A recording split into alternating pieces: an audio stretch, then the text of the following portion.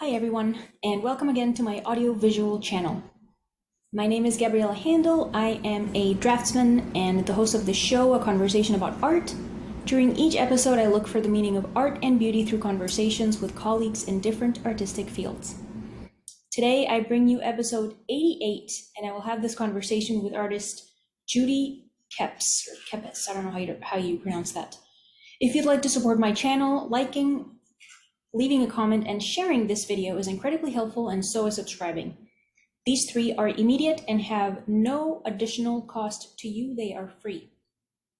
If you'd like to support my channel with money, you can do so by purchasing my drawings directly from my website, by things I make on eBay, by prints of my drawings, or you can leave me a tip. These are all quite helpful in keeping this podcast and my artistic work going. The links for all of them are in the show notes. Thank you very much for watching and or listening, and enjoy the episode.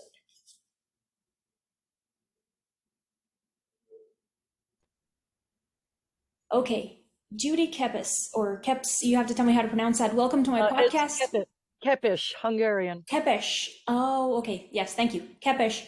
Welcome to my podcast, A Conversation About Art. You are episode 88. Please tell our listeners and viewers who you are and what you do. So, my name is Judy Kepes, and I grew up in the Bronx in New York, and I've been an artist my entire life. Though I did go back to graduate school 11 years ago and become a therapist this late in life.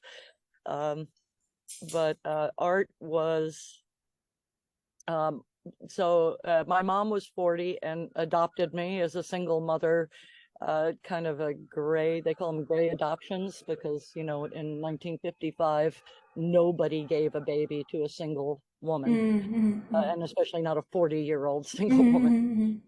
So she was a doctor, and she knew other doctor friends, and one of her friends was a gynecologist and said this woman came in and wanted an illegal abortion, and did she want to adopt that baby? So she'd been trying, you know, not successful. So that's how that happened. And she was difficult. She was brilliant and difficult. And so my escape as a kid was to draw on everything and everything, the sheets, the walls, my clothes, everything. And which annoyed her, but you know, what are you going to do? But art saved my life. Like without it, I wouldn't have survived all the stuff. And you know, I mean, you live a certain amount of years, there's always going to be challenges. You know, nobody gets through life without some challenges. And I went to the San Francisco Art Institute, got my master's degree. I also went to Rhode Island School of Design and the Kansas City Art Institute. I kind of bounced around. And I had a lot of success when I was really young.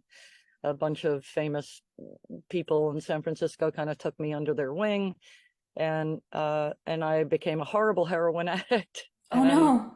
And totally tanked my career, and ended up getting sent to treatment in Minnesota, where then I started working at the Minneapolis College of Art and Design and teaching and starting. You got right back to it. Yeah, yeah. So I started a performance art program, and then one of my work study student had started a business doing film stuff, scenic work, and asked me if I could. They weren't having a whole lot of luck hiring somebody who was doing the job they had for Target well, and would I do it? Could I do it? And I made more money in 2 weeks than I did in 6 months of teaching. So then they offered me another job, and then it was like, okay, I do love teaching, and I loved being in an art school surrounding, but I did not love that it didn't pay much and had no health insurance or anything. Back then, there were no retirement funds for art teachers, and so I became a scenic painter and did Prince's last 3 movies. That was fun. And though he was a bitch to work for. Wait, what? So I did a lot of TV commercials and a bunch of movies, and then Prince the musician? Yeah, hired a bunch Oh, yeah, all of right. companies to do stuff for his first, not Purple Rain, the one after that. Okay. Uh, and so I got hired as a freelancer directly for him. So I was making 3 times as much as all the other scenic people. And we found there's a Facebook page for all the people that were in the film industry in the late 70s and 80s. And I found out that the middle movie, I can't remember the name of it now. I found out I was the only one who actually got paid. Oh So no. and this is like, working for him was grueling. I mean, he would call you at 2 o'clock in the morning and say, come back and and you'd be there. I was sleeping on the floor of Paisley Park for 5 days without changing my clothes. And though this wonderful thing happened, is one of my favorite experiences of working for Prince, was I was painting this giant backdrop, and it was like 3 o'clock in the morning. And like I said, I've been sleeping on the floor. I was filthy. I was exhausted. And I'm painting this thing saying, I hate my life. I hate my life. This is horrible. Yeah. And there's nobody there. I'm the only person there in this giant sound stage. And Prince walks in with his guitar and sits on the corner of the stage and just started playing music, playing blues and jazz. And there's no one there but me. And it's before That is so cool. I mean, if I had recorded it, I would have been killed. But I would have recorded it if cell phones had existed. And That is so really I hate cool. my life too. I am the luckiest person on the planet. Yeah. And yeah, so he just played until 5 in the morning and then said goodnight. So That's really that was pretty cool. amazing. That was very cool. Yeah, it was That's very, very. really cool. And I have I agree and disagree at the same time about the thing about the recording this out Mhm. the moment, Yeah, because of course one would like to keep a record of the situation, yeah, not just for yourself, but in a way as a witness, because it's like evidence of that thing having happened. But at the same time, I often feel that photographing or recording whatever it is, whether it's an intimate moment or something that you are personally enjoying, even if you're surrounded by people, I really feel like doing that just kills the moment completely, because yeah. it kind of, now you're interrupting your own contemplation by Right. taking the phone and recording. So then I have mixed feelings about it. But Well, it's that's on that note, it's like I'm old enough that I remember a lot of the arguments about like photography being art, and there's like, I take a lot of photos, but I'm definitely not, that's not my art form. Um, but there is a disconnect, where there's something between you yeah. and art, so it is a little uh yeah. And it's interesting, like, as people, we make a lot of barriers. Like, as a therapist, I don't let people smoke or drink anything while Mm. they're in therapy, because it's another way of putting something between you and your feelings, Yeah, so because it's a coping method. it's a coping method. So like, yeah, Yes. you use, I mean, the person uses that to cope instead of kind of like facing the thing by Mhm. themselves, Right. sort of, right? Yeah, okay. Right. Yeah, And, well, yeah, and that's I'm interesting. also terrible. Like, computers hate me, and I hate computers. Like, I lied to get into grad school to become a therapist. So it asked all these questions like, are you proficient in? And then there was like this list of things. And I didn't even know I had never sent. So I was 58 years old. I'd never sent an email. I'd never touched a computer. And I Yeah. like totally lied about all of it. And you had to have a master's degree to get into the program, which I did, except that I had one in art, whereas everybody else in my class was already a psychologist. So, yeah, I did technically. So I lied, and yeah, and then I had to have like instant people. Like, the first day of class, the professor turned off all the lights and said he wanted everyone to write down a secret, and then Mm. he would read them, and it would be totally anonymous because we were in the dark. And people, when you so this was at Hazelden, and so it was primarily a degree in addiction, but there was also a mental health. You could opt to just get a degree in addiction, or you could get one in mental health as well. So I did both. And so a lot of the people in the class were in recovery, as am I, from addiction. So a lot of people wrote things like, I stole $10,000 from an employer, or I lied about whatever. And I wrote, I lied to get into school because I don't know how to use a computer. And when he turned on the lights, all 35 people turned and looked at me because it was no. obvious. Like, I am That's funny. definitely the only one in the room who does not know how to use a computer. So yeah. That's And funny. the funny thing about it is, the minute I stopped working for treatment centers where you have to use a computer every day to document, it's like I have completely forgotten how to do everything. Yeah. Just erased all those skills out of my head. Yeah. That's funny. So I want to talk a little bit more about what you said earlier, that art saved your life. So if you could elaborate on that, how did art save your, so, what do you mean by that? How did art save your life? Why did art save your life? Because so often people will say, you hear it from lots of artists that I have heard that art is an escape. And I can understand that in particular, because, for example, if you go to school and you're bullied or something, you can sit in a corner and draw a little bit, and then you don't have to think about basically anything, for example. So that makes sense. So it's not just about kind of like if you're a kid that's been bullied, but then you're drawing your characters and stuff, and these characters have their own little story or whatever. So like it's in both ways, because you're kind of like physically removed from the situation, you're mentally removed from the situation, and you're also kind of like, as a third part, kind of, inventing another little story for yourself or whatever to enjoy, to contrast like the heaviness of the bullying, like for example. So yes, if you could elaborate in that. Yeah. So there are two things about it. One, it was definitely an escape when I was a little kid, but I could also draw my own world. I could draw, the world I wanted to live in. And one of my friends that I've known since I was a tiny child said she used to see me going like this in class and couldn't figure out what I was doing. And what I was doing was I was drawing everything in the room, pretending to outline everything in the room. Mm-hmm. And, rather than, I also have ADHD, so, it was a way to like focus my attention and not be so scatterbrained.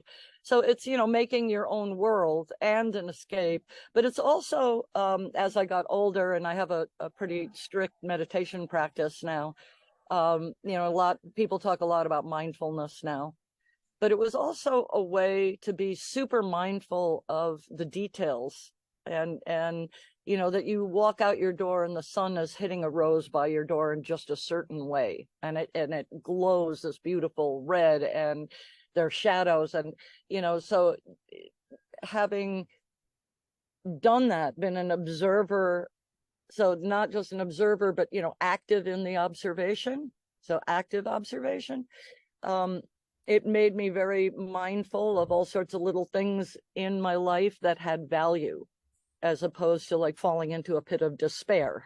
And so, there were all these like tiny little things, like two different kinds of ants having a war on the sidewalk, or, all sorts of things. And so that's what I take pictures of that I post on Facebook. I have all these series of things I post on Facebook, like things in sidewalks that where I live is the only place I've ever seen that when they pour a sidewalk, they don't pay any attention to whether leaves or shit fall into it. They just leave it. And where in New York, they smooth that out. They don't leave it.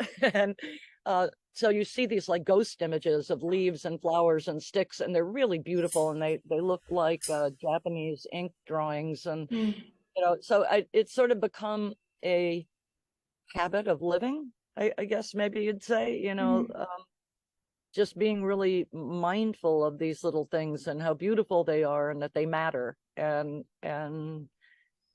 so that, and also Alain de Botton wrote a book called Art Therapy that isn't actually therapy, but he talks about like the history of art and gives examples, and says, this was a way for people to look at a painting and understand that they weren't alone. That you look at paintings of, workers in the field, or a mother and a child, or something like the raft of the Medusa, the turmoil and war and the whole experience of human living. And that you could look at these paintings, especially before literacy was common, and recognize your life and your experience in them, and that then you didn't feel so alone. And that it was really a way to communicate emotional connectiveness. And for me, being able to draw definitely was that. It's how I connected to people. I spent junior high school drawing porn for the boys in the back row, so but it gave me a relation. I had a relationship then where I was this like awkward, geeky, super shy. Oh God, I was painfully shy. But so it gave me a way to talk to them. I wouldn't have talked to them otherwise. And that's been true my whole life, that's how I connect to people. Is I had a show a couple of years ago here where I made these during COVID. I had found a dollhouse on the street and I painted it white, and I thought I was just going to do these like really pretty drawings, wasn't going to be anything serious. And it ended up being like kind of the whole story of my life as a woman. So there's one room in the dollhouse that was about being molested as a child and what that feels like, and how all the grown-ups are like they're wearing masks, they're not protecting you, and people you trust and they're not trustworthy, and how alone you feel in that, how threatening that is. So it was a drawing of a little girl on a rock surrounded by waves and all these figures that are holding masks off their face, like animal masks. And so I blew that one room up and made it life-size so you could walk around it and like essentially be in it. And like other parts of the dollhouse where there's a drawing of a woman standing on a naked woman in the water, and in one hand she has a man and in the other she has a woman, and it was about like how you figure out your gender identity, your sexual identity. Are you gay, are you straight, are you bi, what are you? And you can either stand when you find the answer to that. For me, I'm bi, but it took a while to say that out loud and act on that. And so you can stand on your former self as a rock solid base, or it can sink beneath the water. And there's no right or wrong answer here, however you deal with it, but that drawing was about me trying to figure that out. And so that's another room in the dollhouse. And then there's one where there's a naked woman by a window and there are all these clothes hanging on a clothesline and she's holding up a dress. And it's like how you present yourself, like how do you get dressed in the morning? Like I knew we were doing this, right? So I was like, oh shit, what am I going to wear? So I decided to wear these earrings that I bought from a jeweler friend yesterday. But and then I kind of got nervous and went, forget it, I'm not going to deal with it, and just had whatever, right? But there was some thought about that, right? How do you, I mean, my hair, you can't really see it in this light, but my hair is blue and purple and red underneath. And, so how do you make that decision to be a person that has blue and red hair? I gave up wearing makeup when I moved here because my allergies are so bad. I don't dare put makeup on my eyes because I'll just rub it all over my face. But there is a certain, like I realized one day, how much, I was a punk rocker in the late 70s. And, I had a mohawk. I had tons of black eye makeup on all the time, but there was thought about how you're presenting yourself to the world. So that drawing was that, like, what are you putting on today? Who are you going to be today? So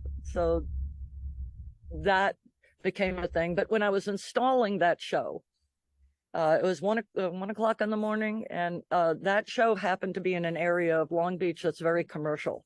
So there's like lots of restaurants and stores, and it was in a storefront. And this couple walked in, and they'd never been to a gallery. They'd never been to a museum. They're like, can we come in? I'm like, yeah. And they go, it doesn't cost anything. I said, no. And I sort of explained to them that most galleries you can go to a show, doesn't cost anything. It's fine, right? And then they looked at the dollhouse and they both got real quiet. And the woman got all teary. And I said, what's going on? And she said, well, we had been together and then all these bad things happened. And he didn't seem to understand my experience in the world as a woman, and it broke us up. And we're back together again, and we really, really want to make it work. And we're looking at your art going, that's it. That's it. That's what I want to talk about. What's in that drawing? That's what I want to talk about.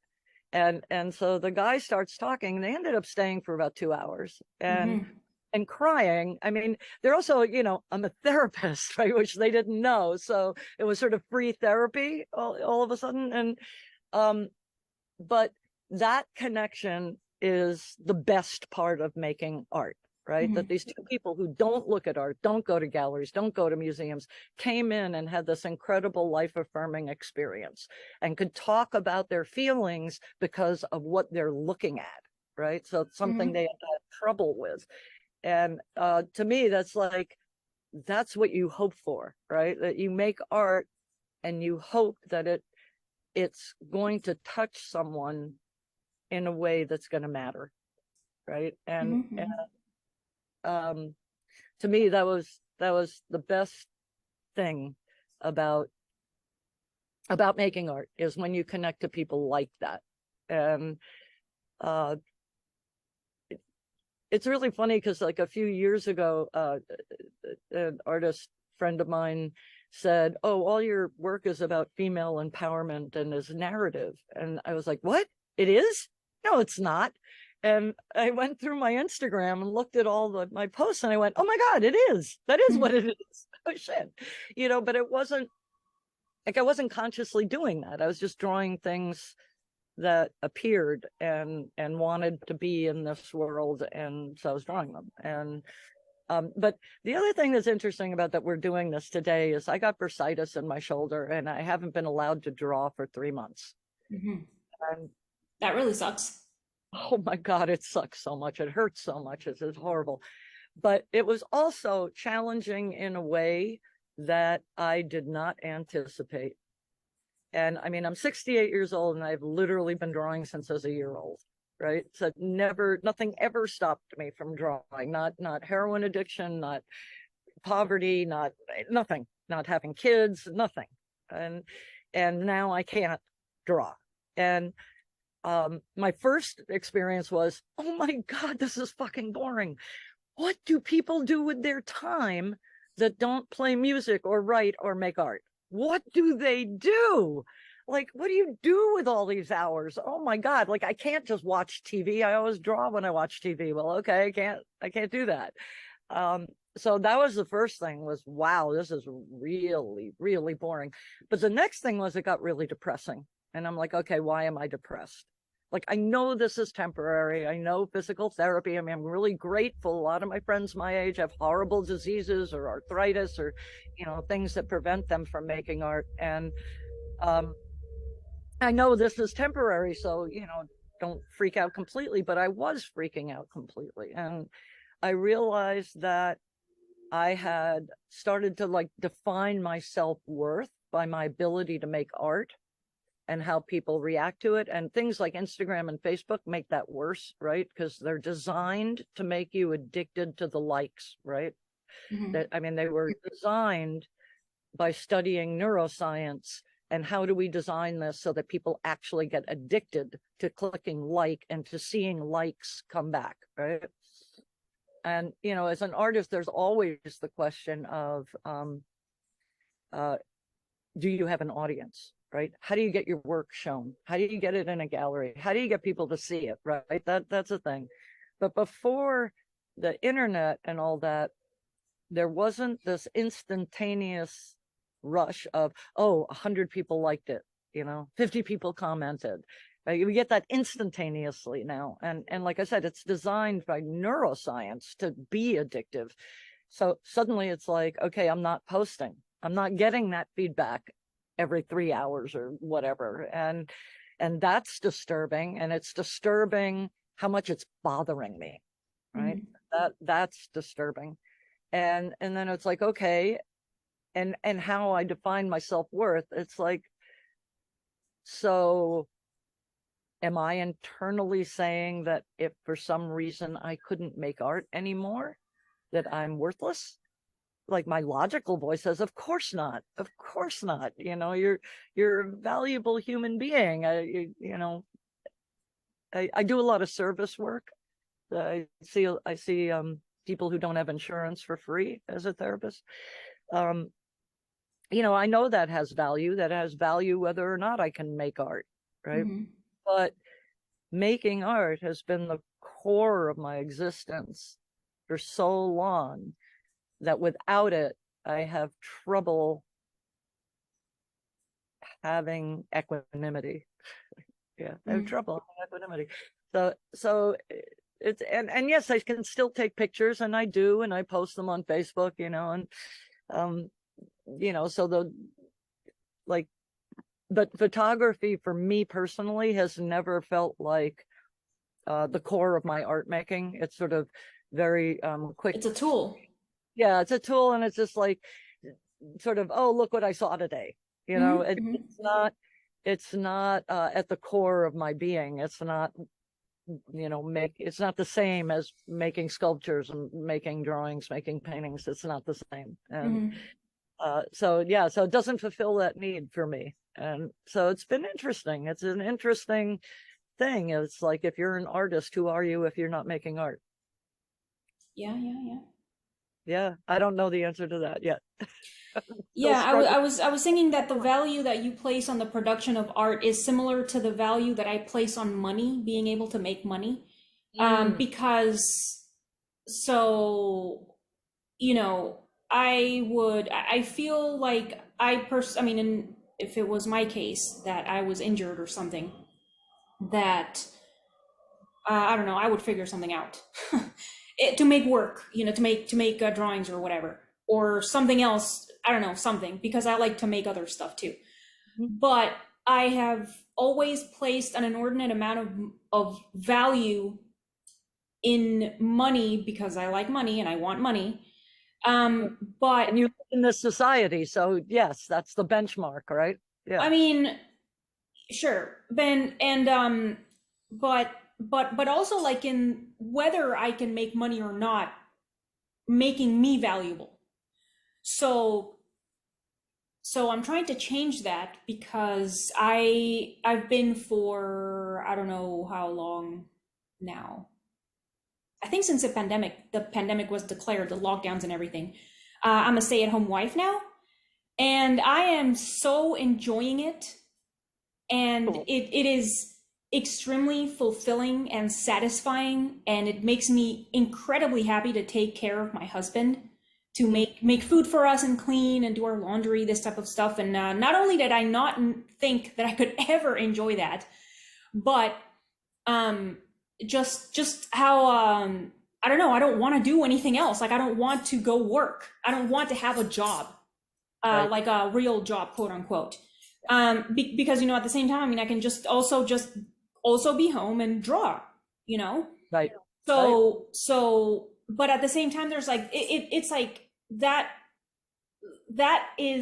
has a tense relationship with how I'm like, oh my God, I'm not making any money. I'm a burden to my husband because I'm not making any money. But at the same time, it's like I'm trying to kind of like modify the way that I see it, in the sense that it's like, well, if I was getting paid in a job for all the shit I do at home, I would be making a ton of money. Are you kidding? Right. It's like, and not to mention the fact that because I'm doing it for somebody that is easily the most important person in my life, then it is way more valuable than any salary that I could ever get.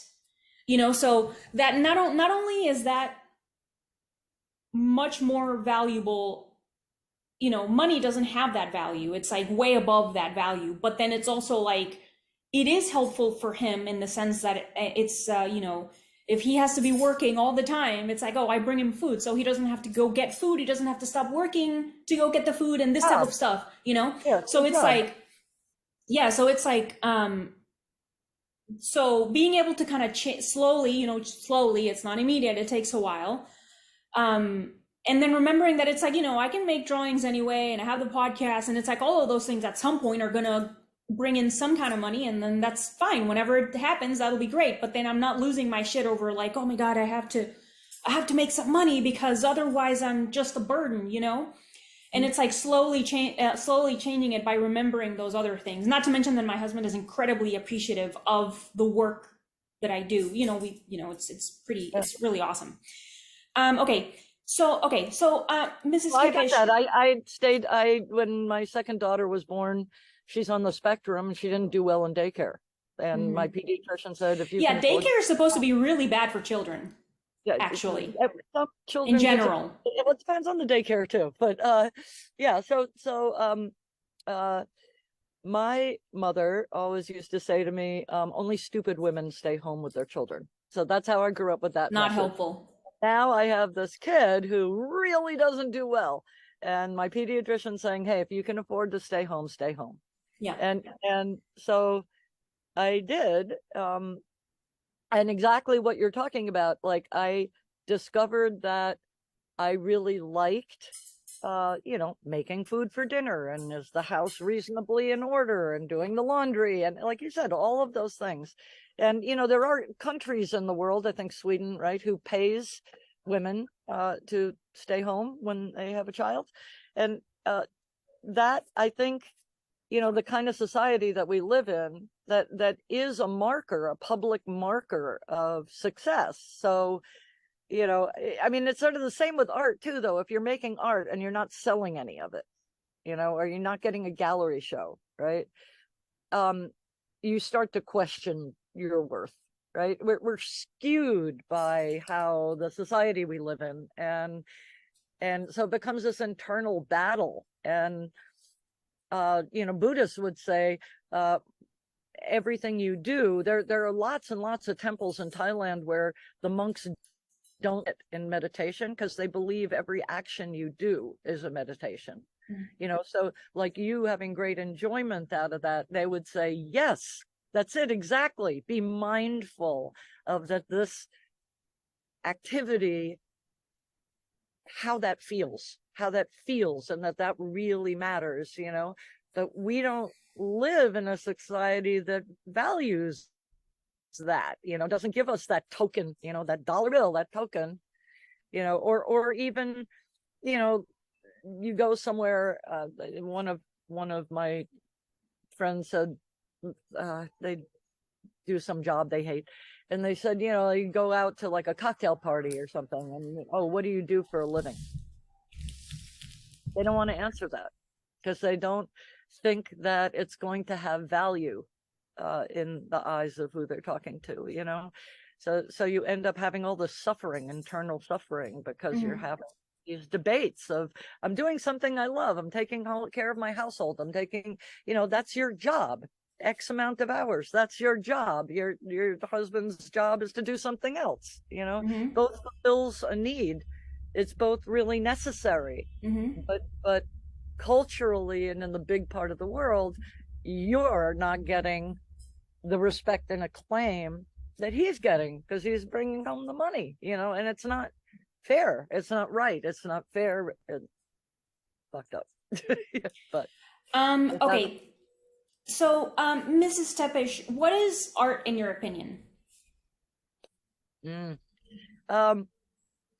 that has a pretty broad definition. I mean,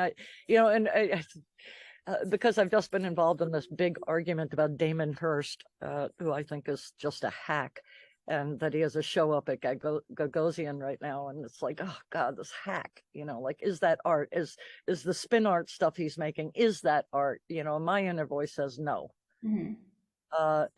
So it's sort of like the way back when they were having the pornography trials, where they said, it when you see it. You know it when you see it. It's sort of like that, but I think it's also like kind of more of an attitude towards how you approach your life than it is about making a specific thing. It's not so much like, can I draw today, make a drawing, put it up in a gallery, sell it, whatever, right? So that's making art, right? So is the image itself, is it art? You know, and certainly the motivation from me would be yes, but there's, I guess there's a difference between, you know, like creativity and actual art. I don't know. You know, that's a hard question to answer. I think it's just more of an attitude, you know, like you have a creative attitude, you have an attitude of how you would view the world is more about art, you know. Does it speak to you? Does it speak to other people? Fulfill your need, fulfill another need. You know, they say there's 5 criteria for creativity, and outside validation is one of the 5, right? So it's kind of part of it. But then you get these people like Duchamp, who made art for 20 years without anybody seeing it, or people who have built these amazing bottle villages. And next month, I'm going to Las Posas in Mexico, which this crazy artist built these insane concrete structures in the middle of the jungle. Nobody was going to see them. I mean, they see them now, but when he made them, nobody was going to see them. So, you know, is that art? Yes, motivation to make. Yeah, I don't know. That's you know, you could say nothing is art and everything is art, but I know that when you go to a gallery or museum and you look at some stuff, you kind of go, so maybe it comes back to, you know, like the thing with pornography, you know it when you see it. But then everybody has their own opinion too, so I think it's just a state of mind. Well, I liked a lot what you said at first about Damien Hirst being a hack, because I agree with you. And I had a classmate from my class at the New York Academy of Art like the same year, because I was complaining about him to her. And she was like, "Oh, but he is really compelling. Have you read it? Have you seen this the documentary or something?" And I was like, "No, and I'm not gonna." But what I did was I read the article in Wikipedia, his article, you know, on Wikipedia, just to not be completely in denial of whatever she found she finds interesting about him, you know. And I read the article and I thought it was stupid, but I got to this part in the article where, I mean, they're quoting something that he said somewhere, and he said that just having ideas is art. And I thought that was even,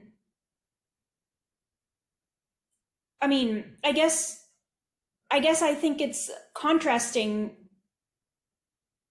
So, I mean, you can tell me what you think about that. It's a contrast between knowing art when you see it, because I know what you mean, of course. Some things are obviously art and some other things are clearly not. So then it's like, when you look at a work of art that is obviously a work of art, somebody had to make that, and they had to go through this whole process, not just mentally but also physically, in order for that physical object to result out of their actions. And so why then does just thinking, why is that just also art? You know, like, do you think that maybe if I'm just like sitting here having thoughts or something, or just being capable of being creative, it's like, why are you saying that kind of other thing that kind of is in contrast with saying that you know art when you see it?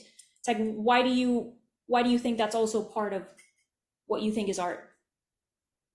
Well, I had a lot of thoughts while you were talking, because, you know, there's also conceptual art, and a lot of that I don't resonate well with, because I'm more of an object kind of. I like to see the thumbprint of the artist.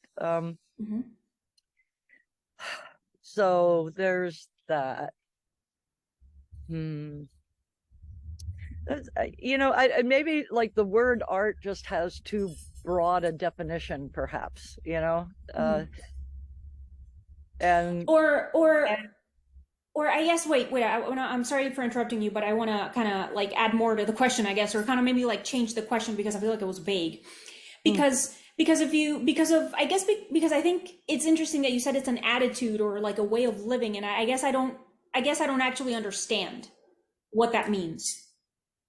well, I mean, I'm sure in your lifetime you've met people where they don't actually make anything, right? They don't draw, they don't paint, they don't take photographs, they don't do any of that.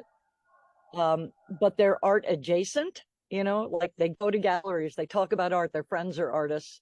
And when you think of them, you think they have the personality of an artist, but they don't actually make things, right? Mm-hmm. So they have a certain stance to the world that makes things, they just have a certain view of the world, right? And know when you meet those people, right? And I've met people who will actually say to me, oh, I have the soul of an artist, but I don't actually make anything, Mm-hmm. So, or it's sort of that quote that probably isn't actually real, but that supposedly Einstein said, you can live the way either everything is a miracle or nothing is. Mm-hmm. And I think that's probably a good definition of how artists see the world. It's like everything is a miracle. Mm-hmm. And just the way, if you're an artist, the way you approach the world and how you approach your inner life and how it interacts with your outer life, and that process is art. Whether the object that comes out of that is good or not, I mean, I've seen lots of stuff from junior high school, and they're awful, right? I mean, they're awful as drawings, but there's an honesty and you can pick up on that. So I guess a lot of you go to a gallery and people, the famous thing when people look at Picasso's, oh, my 2-year-old could do that, right? Why Yeah. is this different, right? But you know in your gut when you're looking at something that's really honest, right? You can feel the honesty, even if the artwork itself isn't great. You can feel the honesty behind it and Mm-hmm. respond to that. In the case of certain Picassos or other people, when people say that, there's a historical context. What kind of dialogue were they having with the world and how it progressed, that makes that particular painting important, even though, yes, maybe your 2-year-old could do it. People say that about Jackson Pollock, like, Yeah. feel you splash, but so intent, mindfulness, intelligence, honesty, the emotion behind it, and the concept, conceptual nature of it can make something that at first glance you go, I don't know, I don't like that, stupid, doesn't look good, it's not well made, or whatever, but then as your understanding grows about some of the subtleties, I mean, it's the same with like listening to music. The first time you listen to jazz, for instance, the most accessible will resonate with you. Oh, I like that, and then as you get more sophisticated and more educated about it, then you get to Sun Ra and go, oh, okay, yeah, I get this, right? So sometimes it's about becoming more sophisticated, of how you respond to art, to some pieces of art or Mm-hmm. some people's art.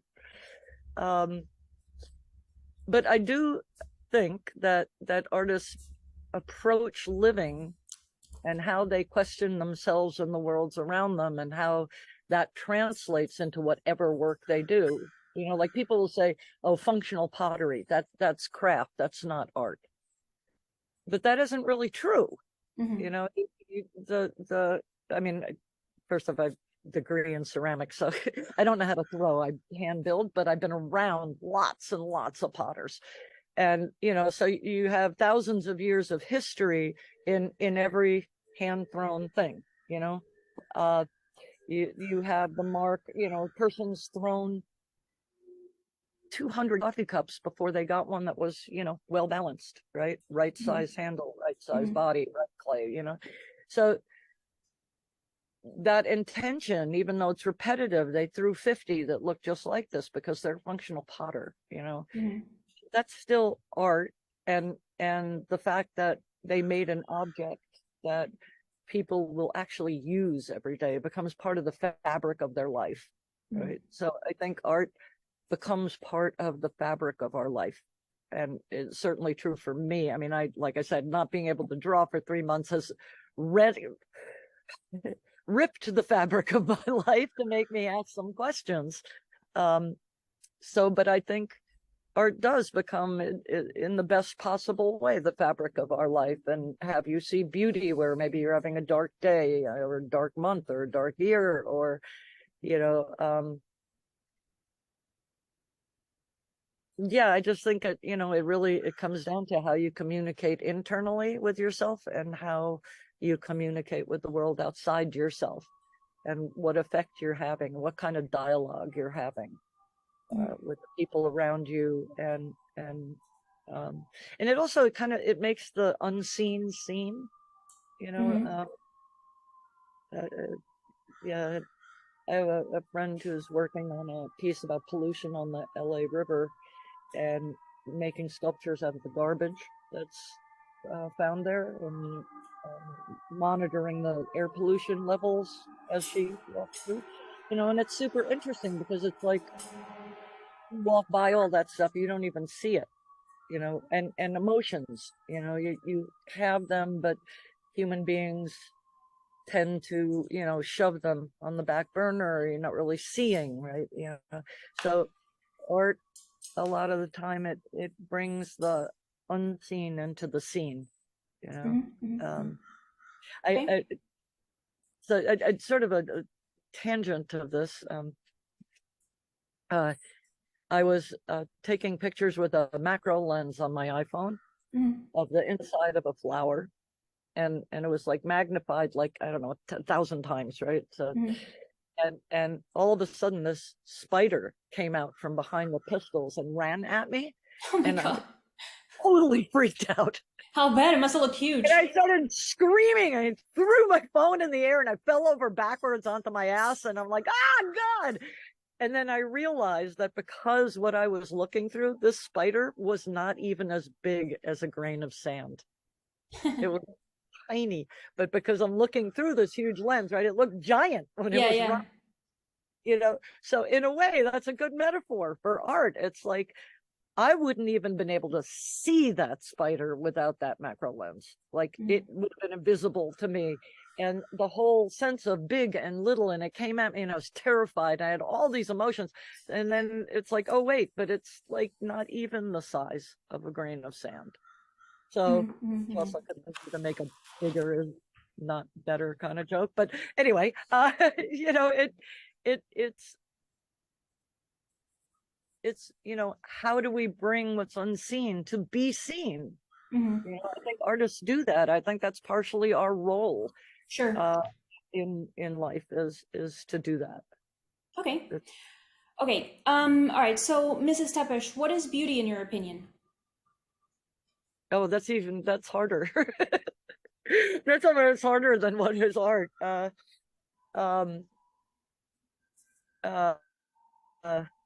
did a photo series of garbage left in dumpsters once, and someone commented on that. It made all this garbage look really beautiful. I lit it like as if it were portrait photography. Yeah. Yeah. So, you know, a crumpled up piece of black plastic where you can see some of the letters, and it's lit a certain way, and it becomes very beautiful. You know, but is that thing beautiful? No, a piece of garbage someone threw in the dumpster wasn't beautiful, and but it became beautiful.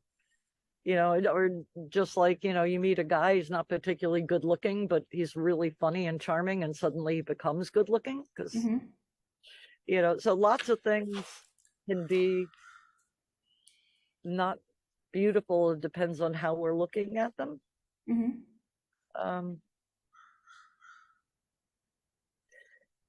Yeah, for some reason that just made me really think of a bunch of my therapy clients are super difficult, very ill people. But when I think of them, I like think of the beauty that's hidden behind all that mental illness. And so sometimes you have to look past the surface stuff to see where the beauty is. And almost anything can be big. Again, it sort of depends on how you approach it, right? What is beautiful? Mm-hmm. Yeah, I like the part about it depends on how you're looking at something, because I've thought occasionally that one can always find something to enjoy in whatever it is that you're looking at. Because, for example, like even if you're looking at a pile of trash, I mean, there might be a spot where the textures are interesting, or maybe the colors happen to be nice, or like maybe there's like a little bit of dumpster water that's just so strangely colored, Yes, yeah. for example. So one of the big reasons for which I like that in particular, it's because it's in the eye of the beholder. I fucking hate that. I hate it when people say that. It is such a cop out. It's lazy. It's cop because so it's a cop out because, like you said, it's difficult. It's difficult to try to think what is beauty. So then the cop out is like, oh, it depends on who is looking at what, and it's like, all right, you're lazy, So yeah, I like that a lot, and also because it has been mentioned in previous episodes that you can find beauty, meaning that I think you said something of the sort, that you can actively look for something and then you find it. And it's like and then finding the beautiful aspect or the experience of beauty is the reward that you get for the search, right? Yes, absolutely. Yeah, yeah. And a lot, and well, I guess kind of also, echoing or referencing a little bit what you were saying earlier about what was it? All right, give me a second.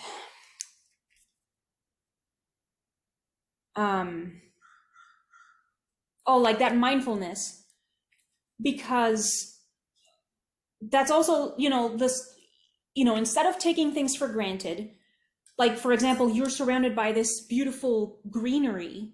Yeah. Even though you see that greenery every day because that's where you live, you still probably, or hopefully you're just like, wow, this is an awesome greenery that I have here. And then you walk and and then you walk to your plants and you visit them and you kind of like, or I mean, I have potted plants. I don't have plants in dirt because I live in an apartment, but I love to visit my our plants, and then I look at them and then it's like, oh, this little leaf is like a teeny tiny bit bigger. Sometimes in the same day it has changed, and I'm like, wow, this is right. And it's kind of, and so like that's like going to look for the thing. It's like an appreciation for those things that otherwise maybe would get taken for granted, like appreciating them and kind of being grateful that they're there. Because like the little plants, it's like their company, they're such good company and they're so cheerful with their little leaves and stuff. Yes. Well, what do you think about that? I actually, that one of the big tools for battling depression, from a therapist point of view, is to ask people to keep gratitude lists. So try to keep it manageable. So 3 things during the day. 3 things, and you have to write them down. That's the important part, because how our brains work, you have to write it down. And little things like, wow, this particular cup of coffee was a lot better than I normally make, right? That flower is lit up so beautifully by the sun today.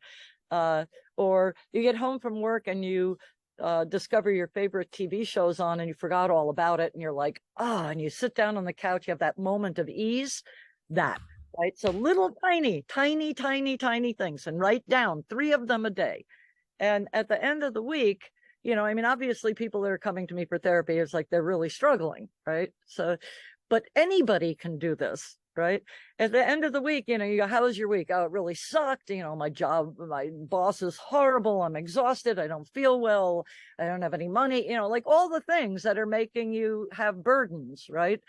And then you look at this thing that you wrote down for the whole week, 3 a day.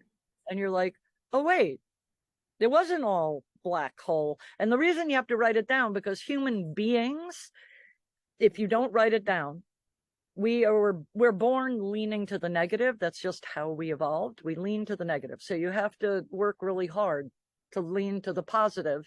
And if you have any kind of mental disorder or challenges in your life, it's even harder. So we tend to let all those things disappear into the black void, right? But if you've written them down, then you're really shocked at the end of the week of like, oh, look at all these little moments of joy, these little moments of gratitude. There were a lot of them. You only wrote down 3. There were more than 3. You know, in any given day, there's even the shittiest day. There's a little tiny bit of that, you know, of noticing. I mean, I try to be very, I mean, again, I have a long time meditation practice. So I try to be really mindful of, like you said, coming out here and going, wow, you know, I've taken a million pictures of these things behind me, as they change so much depending on the time of day. And I'm just always blown away by what it looks like where I live. And my yard's just, I have an orange tree. Oh, nice.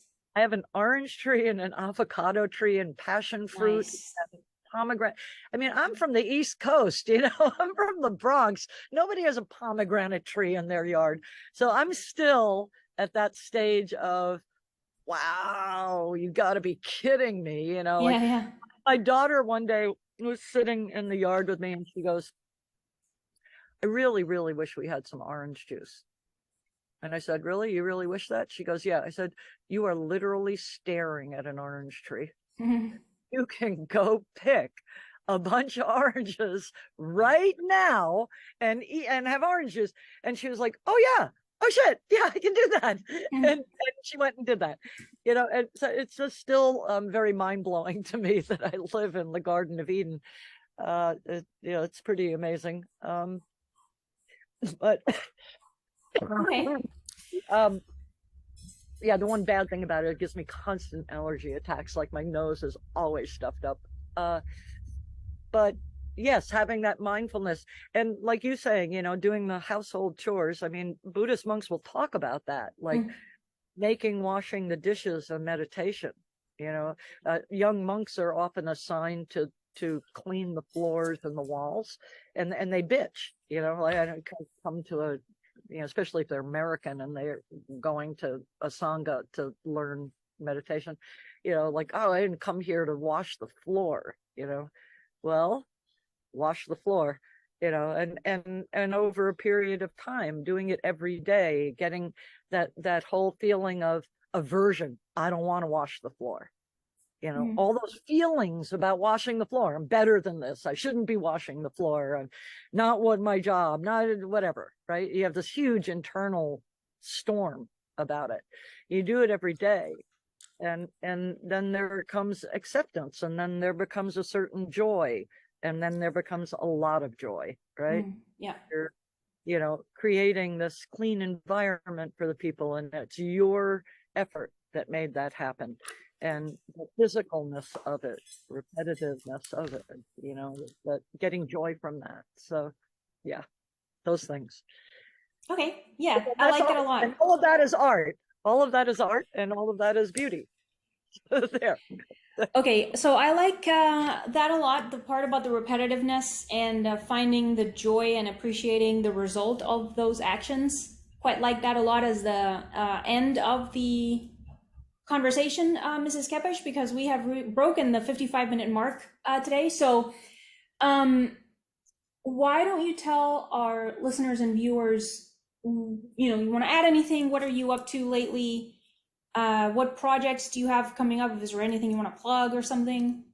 Where can your work be found? If you want. There's a place called Open Gallery Long Beach that is a bunch of young people of color really trying hard to make this gallery happen. And I'm going to be in a group show there, so that's happening. What else? I don't know. I'm when I can finally make art again, I want to do a big installation piece. I'm not sure where yet. Oh, I don't know. That's hard, but thank you for this opportunity. I appreciate it a lot. Of course. Yeah, thanks for coming on. So, all Yeah. right. So if you're in Well, Long Beach, there are a lot of small galleries with young people really doing their part and making a difference in the world, and come and check them out. okay. All right. Well, thank you very much, Judy, for joining me. Thank you for your time, your words, and your thoughts. Thank you, everyone, for joining us. Feel free to let Judy and I know what you think of this conversation in the comments. I encourage you to like this video and share it with any and all pertinent individuals as it helps the channel. And this way, more people can listen to these interviews. Finally, I invite you to subscribe to my audiovisual channel because I have more conversations scheduled. If you want to support Judy, myself, this podcast, or all three, the links will be in the show notes. Thank you, everyone, and see you next time. Bye.